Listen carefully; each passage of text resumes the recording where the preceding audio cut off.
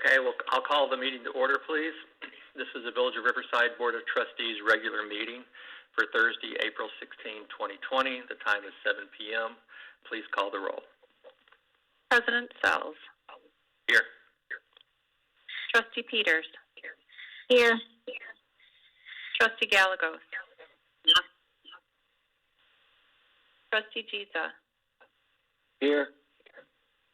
Trustee Hannon. Here. Trustee Evans. Here. Trustee Pollock. Here. Village Manager Francis. Here. Village Attorney Mars. Here. Also present, Village Clerk Haley. Thank you very much. Given the telephonic nature of this meeting, we will forego the Pledge of Allegiance and we will move on to presentations and public comment. First up this evening, we have a COVID-19 update by Chief Buckley. Chief Buckley, please. Thank you, President Sells and members of the Village Board of Trustees, as well as Village Manager Francis, for allowing me to address the Village Board regarding the pandemic known as coronavirus. As the Village of Riverside continues its battle against the coronavirus, I would like to start by thanking the residents of Riverside who have done their part to keep us safe. It is the responsibility of each and every one of us to make sure that we stop the spread of this highly contagious virus. Currently, the village has 26 confirmed cases of COVID-19 with 1 documented death. Today in Illinois, there are 1,140 new cases and 125 deaths. In Cook County alone, there were 92 reported deaths today. The Village of Riverside, along with the fire and police departments, have been in the planning stages for handling this specific virus since January of this year. We began purchasing supplies and equipment, training and educating our employees, providing updates to our staff and village officials, as well as hosting a tabletop exercise for senior staff with several different scenarios and outcomes. Lately, there has been a significant increase in fire and EMS incidents. This has required us to adjust our staffing. We are currently staffing with additional fire department personnel around the clock and utilizing our reserve ambulance as our COVID-19 transport vehicle. The reason we are using this vehicle as our transport vehicle is to keep our primary ambulance as clean and safe and sanitary as possible for all other non-COVID-19 patients. In doing so, you will see changes in how we respond to potential COVID-19 patients. The responders will be dressed in white protective garments, as well as wearing masks, eye protection, and gloves. The village has posted pictures of what public safety personnel will look like when responding to these calls on the village's website.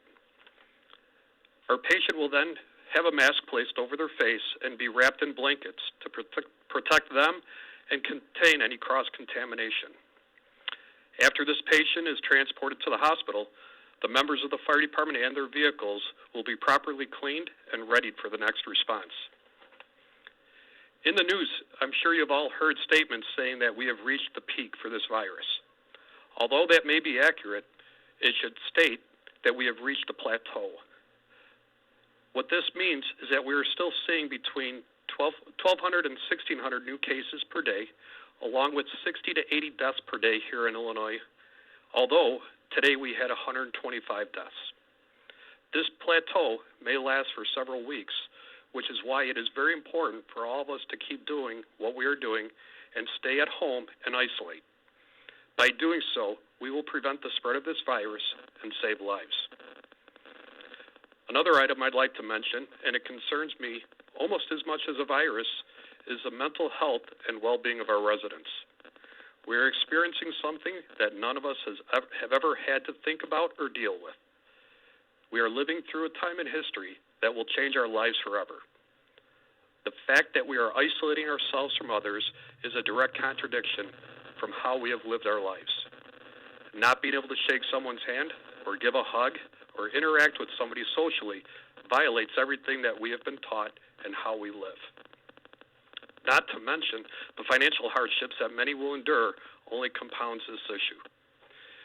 Recently, the fire department has experienced an increase of incidents involving mental health issues. I am asking all of our residents to make sure that we help our family, friends, and neighbors to overcome this issue in order to maintain our mental health. As I drive around the village and see signs posted and sidewalk chalk reassuring everyone that we are strong and that we are in this together is encouraging. Please know that we as a village are here for you and will work hard to get us through this pandemic. If you are in need of assistance or have any questions, please contact me or the Village of Riverside. Please stay healthy and abide by the stay-at-home order and maintain social distancing. Thank you. That is my report for this evening. Thank you, Chief Buckley, for your sophisticated and compassionate report. You're an honor to this village and a good representative of all the first responders that are out there risking your lives every day to keep us safe. I'm going to move things around just a little bit. I'd like to keep the COVID-related reports together. So, Manager Francis, if I may call upon you next for your report. Certainly. Would you like me to make my full manager's report or just my COVID-19 report? You can do the whole thing. Okay. Thank you, President Sells. I have a few items to update the board and residents on. First of all, I wanted to announce that today I was notified by the Riverside Arts Weekend Board President, Jill Mateo, of the following. RA 2020 is postponed until 2021. An abundance of caution for our artists, patrons, and volunteers, and of course, the village departments that are involved in making it happen. We like to think of RA as kicking off the summer season, but this year we just don't see it as worth the risk. This is the best thing to do for everyone involved, and we'll be back next year. On a lighter note, our construction season will be kicking off tomorrow. This is contingent on the approval of the consent agenda item for the Selborne Road project. Tomorrow, notices will be delivered to residents on Selborne regarding the road project, and construction will begin on Monday. Finally, I wanted to provide an update regarding the village's COVID-19 page and how conducting business with the Village of Riverside has changed. Village staff is working staggered shifts, and some administrative personnel are working from home to ensure we maintain social distancing while maintaining service levels. Village staff does not go on-site for building inspections. We now utilize FaceTime and Skype for those inspections. Village staff is minimizing contact with the public. We will continue to utilize technology to provide high-quality services to our residents while minimizing the potential of exposing village staff to COVID-19. Parks and Recreation continues to provide activities for Riverside residents through their Facebook page. If you go to the Village's website, under our trending articles, they have put together the Village of Riverside socially distanced and supportive bingo. Police patrol and our community service officers are currently visiting all parks and schools to ensure no one is utilizing the structures and also reminding residents of social distancing. Village staff is currently reviewing the revenue projections and expenditures, and while certain cost containment measures have already been taken across departments, we are experiencing an increase in expenses due to COVID-19. Village staff continues to post updates on the COVID-19 page on the Village website. This information includes resources for businesses, updates from various government agencies, Flood Brothers, village departments, and President Sells. If you have not visited the page, I strongly urge you to do so, as there are a number of resources listed in addition to helpful information for Riverside residents. Thank you to village staff during this very difficult time. I want to say that they are amazing, and I'm truly grateful to work alongside them. And thank you to Riverside residents for their patience and support during this time. It is truly appreciated. That is the end of my report. Thank you, Manager Francis. Let me just follow up on the comments of Chief Buckley and Manager Francis. First, I know that I speak for everyone on the board when I say that our sadness and sympathy as a village goes out to those who are suffering from this virus currently. and especially to those who have lost friends or family to this terrible disease. But as Chief Buckley noted, despite the kind of stark realities of the virus, there has been an extraordinary outpouring of kindness and charity and community support over the past few weeks, and as we've watched neighbors reach out to help and encourage one another. I've been inspired to see all over town the signs that rightly say that we are stronger together. But let me reemphasize something that Chief Buckley noted, because we are going to need all of the strength that we can muster in the days to come. We are still in the early stages of what is going to be a long and sustained effort to control the transmission of this virus. It is critical for us to accept that the precautions we are living with today are going to be with us for the foreseeable future. Even after the first wave of this infection has passed, the virus will nonetheless be latent within the community. And our health experts from the federal level down have repeatedly told us that if we relax our vigilance too soon, the virus will rebound. So at this point, we simply cannot afford to drop our guard. I saw a banner in Guthrie Park that was put up by our first responders that says, "We stay at work for you, please stay at home for us." And I ask all residents to please do as they ask. Wishful thinking is not a strategy against a virus like this that's only purpose is to spread at every opportunity. Until we have significantly reduced the rate of infection, increased our ability to trace and test the disease, to guarantee that we have the facilities and the equipment and the drugs we need to treat those who are infected, and have established well-reasoned safety protocols, we simply must stay the course. We need to recognize that nobody is going to be safe in this until we are all safe. I appreciate the comments of Manager Francis. It's important for the residents to know that your village is prepared to address the challenges ahead. Our first responders are there and ready to protect us. Our local businesses have shown that they are there to provide the essentials of everyday life for us, and our village staff continues to provide the services we expect and deserve. But the rest of it is up to us. We just have to keep doing, as Chief Buckley noted, what we've been doing. Stay home. Take care of yourself so that you can take care of others. Check in on one another. Make one another laugh. We are stronger together, and we will get through this together, but that's the only way that we're going to get through it. So I greatly appreciate the remarks of Chief Buckley and Manager Francis, and I'm inspired by the goodwill and courage of our community. Before I move on to tonight's business, Manager Francis, was there any public comment received? There was not. Okay. I'll move on then to the other item underneath the President's Report, which is a presidential proclamation concerning Arbor Day. Whereas in 1872, J. Sterling Morton proposed to the Nebraska Board of Agriculture that a special day be set aside for the planting of trees, and whereas the holiday called Arbor Day was first observed with the planting of more than 1 million trees in Nebraska, and whereas Arbor Day is now observed throughout the nation and the world, and whereas trees can reduce erosion of topsoil by wind and water, purify the air and water by reducing pollution, and create plant and wildlife diversity.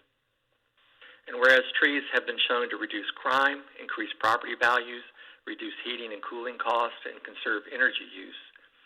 And whereas trees can beautify our parks and streets, improve the quality of our urban environment, and carry on the tradition planned by the inventive vision of Frederick Law Olmsted. And whereas trees, wherever they are planted, are a source of joy and spiritual renewal. Now, therefore, be it resolved that I, Benjamin Sells, President of the Village of Riverside, proclaim the day of April 24th, 2020 as Arbor Day in the Village of Riverside. And I urge all citizens to plant and care for trees, to gladden the heart and promote the protection and care of trees within our community and woodlands. Signed this day, Benjamin Sells. I'll now move on to the approval of the consent agenda. On the consent agenda this evening, A, ratify voucher list of bills April 2, 2020. B, approve voucher list of bills April 16, 2020. C, approve Village Board of Trustee regular meeting minutes March 19, 2020. D, review and file Landscape Advisory Commission regular meeting minutes February 22nd, 2020. E, review and file Community Development, Finance, Fire, Police, and Public Works Department March 2020 monthly reports, and Finance Department January and February 2020 monthly reports. F, review and file Community Development Department 2019 annual report. G, a resolution approving an amendment to the Illinois Department of Transportation's local agency agreement for federal participation with the Village of Riverside for the Metro Station Area Pedestrian Access Improvement Project. H, a resolution authorizing the expenditure of motor fuel tax funds in the amount of $26,000. I, a resolution authorizing the village manager to execute a contract with Burke, LLC, for the purpose of providing designer-led, designer-build services for the reconstruction of Selborne Road and the resurfacing of Parkway Road in the amount not to exceed $1,240,000. J, a resolution authorizing the execution of a consent to the variances in the approved versions of the intergovernmental agreement by and between the Village of Brookfield, Illinois, and the Village of LaGrange Park, Illinois, the Village of Lyons, the Village of Riverside, and the Cook County Forest Preserve District for the Des Plaines River Trail South Extension. K, a resolution waiving competitive bidding and authorizing the village manager to issue a purchase order to Fox Valley Fire and Safety for services related to the engineering and installation of a fire suppression system at 43 East Quincy Street for an amount not to exceed $24,721. L, a motion to approve an update to the Village of Riverside special event policy. M, an ordinance amending Section 152 of the Chapter 5 of the Village Code of the Village of Riverside regarding term limits. Item N, that was listed in the agenda packet, has been withdrawn after further review by the village staff. Is there any other item on the agenda that anyone would like removed for further discussion? Hearing none, I would ask for a motion and a second to approve the consent agenda. Trustee Gallagher's motion with the consent agenda. May I have a second, please? Trustee Pollock seconds. Please call the roll. Trustee Peters. Aye. Trustee Gallegos. Trustee Gisa. Aye. Trustee Hannan. Aye. Trustee Evans. Aye. Trustee Pollock. Aye. The motion carries. That is all the business that we have for this evening. There is no report of departs, commissions, and trustee liaisons. There are no ordinances or resolutions, no considerations, and no new business. We also have no need for an executive session. So do any trustees have anything further before I ask for a motion to adjourn? This is Trustee Gisa. I just had one question, President Sells. Of course. Does it make sense with regard to COVID-19 to talk at the next meeting or consider possibly requiring residents to wear masks when they're shopping at Riverside Foods or in businesses in the community to try and protect others, but also try to protect our first responders? I know some communities are doing that, and I wasn't sure if anyone thought it might help. That would be appropriate. Actually, let me ask Mr. Mars this. Mr. Mars, would that be an appropriate conversation to have at this point under new business, or would it be better to actually have that as part of the next agenda? Either way is fine. You're not taking any final action tonight, so you're free to discuss it if you like. If anyone else has an opinion on that topic, we can certainly discuss it now if you wish. This is Trustee Hannon. I think it'd be helpful either, obviously not tonight, but before there's a vote, to get potential input from the businesses in Riverside on how they view that, and also, what their expectations would be on enforceability. I mean, I think it's an admirable goal, but I think we need to think through what are the consequences as well, and get business input on what their stress points would be. Well, if I may, this is President Sells, let me suggest this. Why don't we have staff do a little more research on this? Also, we are coming to the end of the governor's initial stay-at-home order, so it's very possible that we're going to see additional recommendations from the state between now and when we meet next.